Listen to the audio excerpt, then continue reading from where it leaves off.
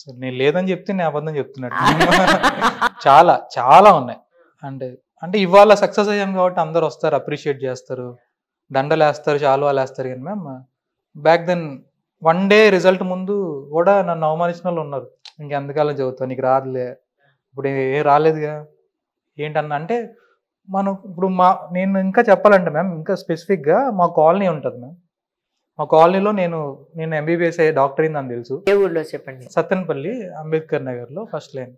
మా కాలనీలో నేను డాక్టర్ అని తెలుసు. అక్కడ డాక్టర్ అవడమే పెద్ద విషయం అన్నమాట. అవును అవును. సో నేను చూస్తున్నారు, వీడు కరోనాలో ఇక్కడే ఉన్నాడు, 1 year అయిపోయింది ఇక్కడే ఉన్నాడు, 2 years అయింది ఇక్కడే ఉన్నాడు, 4 years అయింది ఇక్కడే ఉన్నాడు. బయటకు వెళ్ళినప్పుడు బాబు జాబ్ ఏం లేదా అంటే సివిల్స్ అవన్నీ ఓకే, నేను ఎగ్జామ్ అంతా ఎక్స్ప్లెయిన్ చేస్తాను, అవన్నీ ఓకే, జాబ్ ఎక్కడ చేస్తున్నావు. సో నేను ఒక పాయింట్ ఆఫ్ టైంకి వచ్చిన తర్వాత నేను 2 things చేశాను. తలదించుకుని వెళ్ళిపోతాను ఎక్కడికి వెళ్ళి, తలెత్తే మళ్ళీ ఆన్సర్ చెప్పాలి కదా. సెకండ్ థింగ్ ఏమంటే హైదరాబాద్లో జాబ్ చేస్తున్నాను అయిపోయింది, వాళ్ళు అడగరు కదా. సో అంటే సొసైటల్ సిస్టమ్ అలా ఉండేది మ్యామ్.